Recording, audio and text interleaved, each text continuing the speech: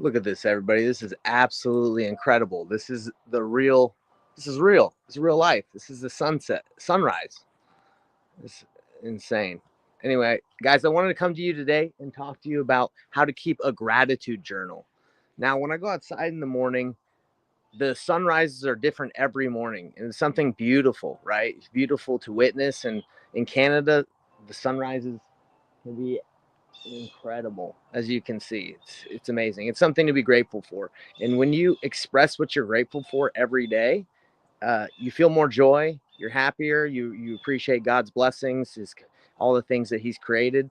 And I want to talk to you guys today about how to keep a gratitude journal. Okay, very simple, very easy. I'm just going to go through this and do my best. It looks like I'm not very good at holding the camera straight. That might be better.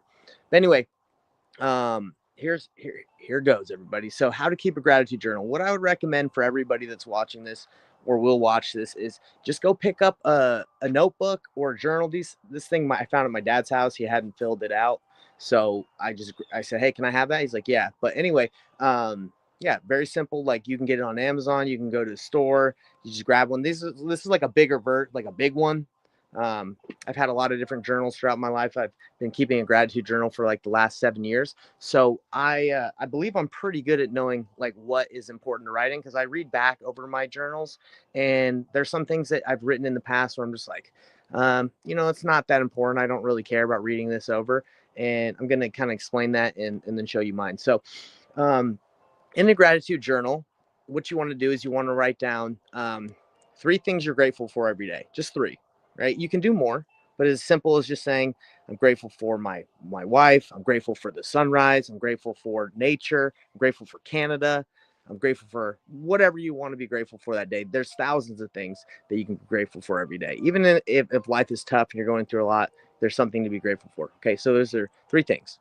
Okay, then you want to write at least 3 wins that you had the previous day. I usually journal about the previous day. I wake up early and journal about the previous day. If you want to journal at night, you can do that. But I usually write down 3 wins I had the previous day. Okay, so the 3 wins that I had, they pretty much, it can be anything like my wife made an amazing meal.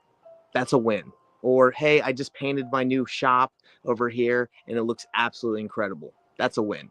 Another win would be, let me show you this. This is a win that I had. So I am painting my shop, and there was this giant old furnace in there, electric furnace that was heating up the place, and it broke. So it was connected to the wall and had a bunch of wires, and I didn't know how to, how to take it down, because there was a lot of electrical, like giant electrical cords, and I didn't want to blow myself up. So the painter, he just took it down for me. I didn't even ask him, and he was like, yeah, I'll take it down for you. So that's a win. I didn't have to worry about that. So that's a blessing. So the reason why you want to write down your wins, everybody, is because if you've ever read the book Psycho-Cybernetics, it talks about, like, if you put yourself in a winning state all the time, you're going to feel like a winner. Even when things are tough, even when things are bad, you're going to feel like a winner. So I just want to show you that. So it's very important to remember the wins that you're having. Remember that you're blessed. So that's 3 things you're grateful for, 3 wins that you've had, and then 3 things that you're grateful that will happen. Will happen. So what's the purpose of writing things that have not happened but you're grateful for that will happen? Is you're manifesting it. You're saying you're grateful that things, you believe that they'll come to pass. So, for example, I live in Canada now, and I know a lot of people are like, why do you want to live in Canada? I've always wanted to live in the country, and I've always like countryside, where it's open and open fields. And my wife is actually from this area, so I wanted to live closer to her family, so my baby could be raised by her mom and that family. And look at it, isn't that amazing? It's incredible. So that's why I wanted to come out here. So I manifested that before it even happened. I said, I'm grateful that will happen. So that's something that, and I believe if you do that, you can make it happen. All right. So it's 3 things you're grateful that will happen. I actually write down a couple things I'm grateful for my wife every day, so I can remember how amazing she is. She's over there. And in the back of my journal, I just started doing this recently. Let me see if I can show you guys. I write down my small plates, which you can just, what that means is spiritual things that have happened to you in your life every day.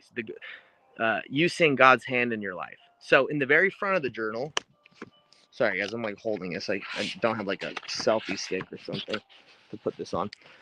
So I write down the things I'm grateful for.